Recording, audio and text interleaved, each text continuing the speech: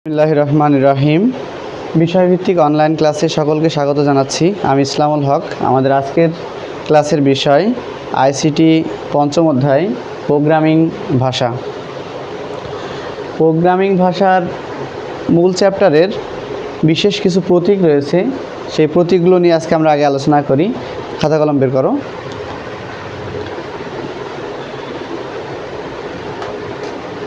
প্রথমে যে প্রতীকটা আমরা দেখতে পাচ্ছি, এটা দিয়ে শুরু হবে কোনো প্রোগ্রামিং শুরুর প্রতীক, এটা শুরু বা শেষ।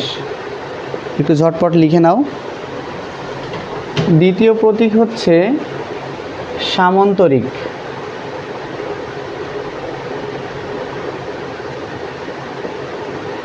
সামন্তরিক, এই সামন্তরিকের কাজ হচ্ছে এখান থেকে ইনপুট দেবে, কোনো কাজের ইনপুট শুরু হবে। পরেরটা হচ্ছে আয়তক্ষেত্র, এখানে প্রক্রিয়াকরণ হবে,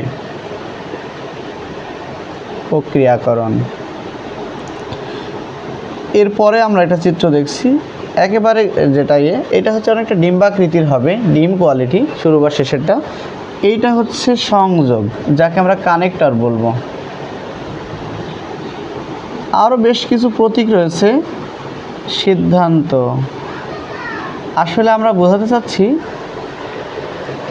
এটা কখন কাজে লাগবে, আসলে যে আমরা জিনিসগুলো তৈরি করছি এগুলো কী কাজে লাগবে। আমরা যখন কোনো সমস্যা সমাধানের জন্য ফ্লোচার্ট বা অ্যালগরিদম তৈরি করব, তখন আসলে ফ্লোচার্টটা প্রতীক দিয়ে দেখাতে হবে, অর্থাৎ প্রতীকের সাহায্যে যে বর্ণনা তাকে বলা হবে ফ্লোচার্ট। আমরা মূল বিষয়ের দিকে একটু ফিরে আসি। ফ্লোচার্ট কী এবং অ্যালগরিদম কী? আসলে অ্যালগরিদম হচ্ছে কোনো সমস্যা সমাধানের একটা ধারা বিবরণী, আর সেই ধারা বিবরণীরই যখন চিত্রভিত্তিক বর্ণনা দেওয়া হবে তখন তাকে বলা হবে ফ্লোচার্ট। তাহলে খুব সংক্ষেপে বিষয়টা বুঝি। অ্যালগরিদম হচ্ছে বর্ণনা নির্ভর এবং ফ্লোচার্ট হচ্ছে চিত্র নির্ভর। এই লাস্টের সুইচ দেখেন।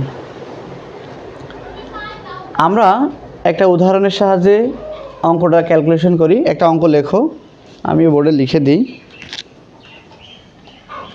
3টি সংখ্যা যোগ করার ফ্লোচার্ট ও অ্যালগরিদম তৈরি করো। প্রশ্নটা একটু উঠাও।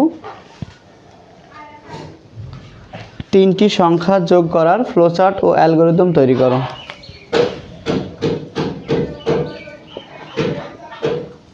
তিনটি সংখ্যা যোগ করার ফ্লোচার্ট এবং অ্যালগরিদম। জাস্ট একটু লক্ষ্য করি, অ্যালগরিদম কি সবসময় 5টাই হবে? বিষয়টা এমন না। অ্যালগরিদম হচ্ছে আমরা যে সমস্যাটার সমাধান করব তার একটা থিওরিক্যাল বর্ণনা সাজিয়ে দেখব। অ্যালগরিদমের কাজ হচ্ছে একটা ধারা বিবরণী মূলত। তাহলে এখানে আমরা সবসময় লক্ষ্য করব, এখানে মানগুলো সব বাংলাতে দেওয়া আছে। শুরু দেখো, ধাপ 1-এ কি শুরু করি, ধাপ 2-তে আছে ইনপুটের মান গ্রহণ করে। এখন ইনপুটের মানটা কি, এটা প্রশ্নের উপর নির্ভর করবে। যেমন এখানে লিখেছি 3টি সংখ্যা যোগ করার ফ্লোচার্ট ও অ্যালগরিদম, তাহলে এখানে আমরা কী লিখব? ইনপুটের মান হিসেবে বা 3টি সংখ্যা গ্রহণ করি, তারপরে প্রক্রিয়াকরণ। তখন কি এখানে প্রক্রিয়াকরণ লিখব না, তখন লিখব 3টি সংখ্যা যোগ করি, তারপরে প্রদর্শন করি বা যোগফল প্রদর্শন করি, তারপরে শেষ করি। এখন প্রশ্ন হচ্ছে এখানে 5টা কেন হচ্ছে? আসলে সর্বনিম্ন 5টা হয়, 5টার কম আর হবে না, বেশি হতে পারে। কারণ তখন আমাদের এই যে আমরা একটু আগে যে প্রতীকগুলো লিখলাম, এই প্রতীকগুলো লাগবে হচ্ছে ফ্লোচার্টের ক্ষেত্রে, এবং বেসিক্যালি ওই প্রতীকগুলোই যে লাগবে বিষয়টা এমন না। আরও অনেক প্রতীক আছে, কিন্তু আমরা শুধুমাত্র যেগুলো গুরুত্বপূর্ণ প্রতীক সেই কটা নিয়ে আলোচনা করলাম। কারণ প্রতীকের ভিতরেই আমাদের ওই সংকেতগুলো দিতে হবে, ওই প্রতীকটাই হচ্ছে মূল কাজ আমাদের ফ্লোচার্টের জন্য। তাহলে আমরা প্রশ্ন লিখেছি 3টি সংখ্যা যোগ করার ফ্লোচার্ট ও অ্যালগরিদম। তাহলে অ্যালগরিদম আমরা দিয়েছি। অ্যালগরিদমের ক্ষেত্রে এই প্রশ্ন অনুযায়ী আমরা অ্যালগরিদম কী কী চেঞ্জ করতে পারি। প্রথমে ধাপ 1-এ শুরু, এটা থাকবেই, আমরা চাইলে এখানে দাঁড়িয়ে দিতে পারি। তারপরে ইনপুটের মান গ্রহণ করে। এখন প্রশ্ন আছে আমাদের কী লেখা, 3টি সংখ্যা যোগ করা, তাহলে আমরা এখানে লিখতে পারি সুন্দর করে 3টি সংখ্যা গ্রহণ করি। যদি 5টি সংখ্যা আসতো তাহলে কী লিখতাম, 5টি সংখ্যা গ্রহণ করে, 2টি বললে 2টি। 3টি সংখ্যা কী নিতে পারি, 1 2 নিতে পারি, ক খ নিতে পারি, এক্স ওয়াই নিতে পারি, যা খুশি নিতে পারি। 3টি সংখ্যা এ বি নিলাম,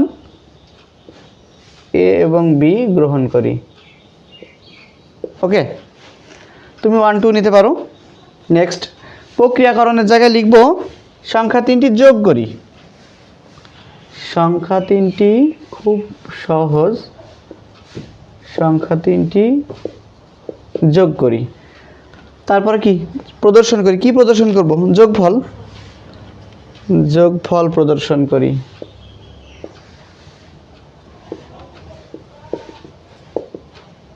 যোগফল প্রদর্শন করি, তারপরে শেষ করি।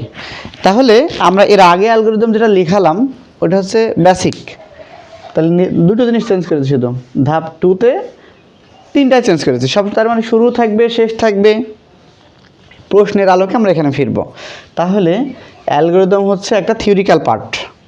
এবার আসো ফ্লোচার্টের প্রশ্নটা আমরা একটু রিকভারি করি। 3টি সংখ্যা যোগ করার ফ্লোচার্ট নির্ণয় করছি আমরা, উপরে এভাবে লিখবা ফ্লোচার্ট। ফ্লোচার্ট প্রথম চিহ্নটা কি হবে, একদম ডিম্বাকৃতির, গোল হবে না কিন্তু, টোটালি একদম ডিম্বাকৃতির দুই দিকে। এখানে আমরা লিখতে পারি, ইংলিশে দিবা সংকেতগুলো যদি পারো, START, স্টার্ট। 2 নম্বর আছে ধাপ 2তে, তাহলে আমাদের প্রথম, আমরা যখনই ফ্লোচার্ট তৈরি করব প্রথম প্রতীকটা এইভাবেই কিন্তু হবে, এর শুরু এবং শেষের প্রতীক। এবার আসো সামন্তরিকের ক্ষেত্রে আমরা দেখি একটু, এখানে আমরা কি লিখছি, ইনপুটের ঘর, এটা শুরু করলাম, শুরুর পরের ধাপ।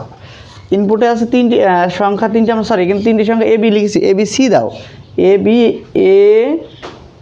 বি এটা সি করে দাও, এ বি এবং সি গ্রহণ করি। তাহলে আমরা এখানে লিখতে পারি input, ইনপুটে A B R C. Okay, input A B C. 3 নম্বর ধাপে ছিল আমাদের 3টি সংখ্যা যোগ করি। এই দেখো, এইটা প্রক্রিয়াকরণ বলতে এই ঘরটা হবে, এগুলো লক্ষ্য করো, ভুল কিন্তু এখানে হবে। এই প্রতীক যদি ভুল করো তাহলে কিন্তু কিছু 1 মার্কও থাকবে না, কারণ আমাদের প্রতীকগুলোর নির্দিষ্ট একটা অর্থ রয়েছে। প্রক্রিয়াকরণ এটা, তার মানে সবসময়ই এটা আয়তক্ষেত্রের মতোই হতে হবে।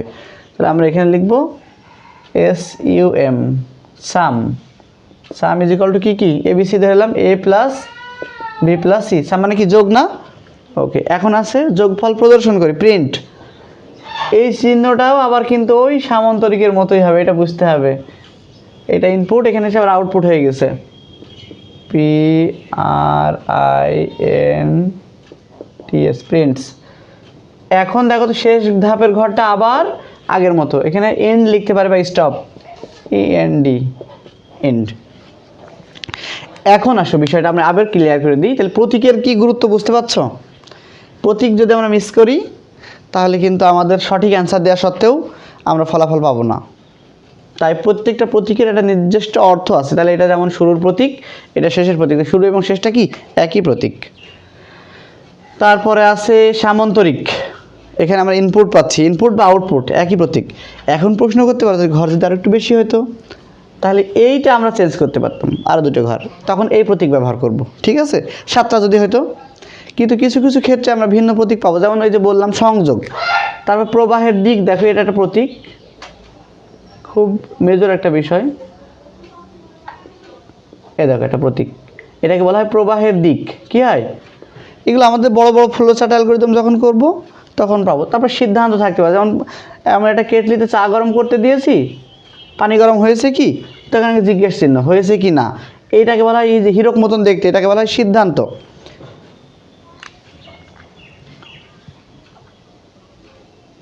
তাহলে পঞ্চম অধ্যায়ের প্রোগ্রামিং ভাষার মূল যে বিষয়টা আমরা বুঝলাম, এখানে ফ্লোচার্ট এবং অ্যালগরিদম আসলে জিনিসটা কি। ফ্লোচার্ট হচ্ছে চিত্রভিত্তিক একটা বর্ণনা, আর অ্যালগরিদম হচ্ছে ধারা বিবরণী বা থিওরিক্যাল একটা বর্ণনা।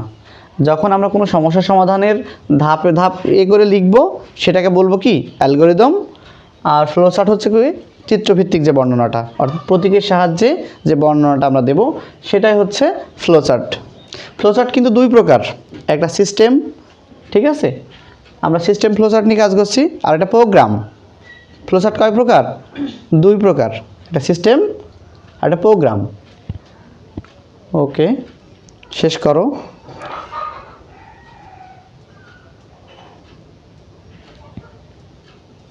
আমরা পরবর্তীতে অন্যান্য প্রতীকগুলো নিয়ে আলোচনা করব। আজকের ক্লাস এখানেই শেষ করছি।